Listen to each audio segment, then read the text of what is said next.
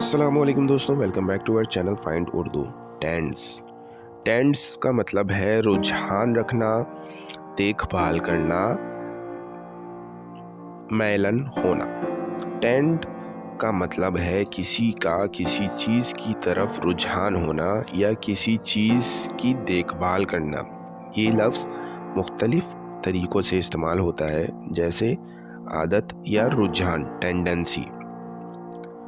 जब कोई शख्स या चीज़ किसी ख़ास तरीके से बर्ताव करती है। देखभाल करना टेक केयर, जब कोई शख्स किसी चीज़ या शख्स की देखभाल करे। किसी तरफ बढ़ना या जानिब होना इंक्लिनेशन, जब कोई चीज़ किसी डायरेक्शन या हालत की तरफ जाए।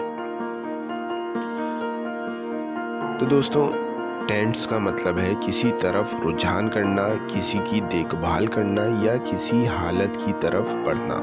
उम्मीद है अब आपको टेंस का मतलब समझ में आ गया होगा। मिलते हैं नेक्स्ट वीडियो में। शुक्रिया।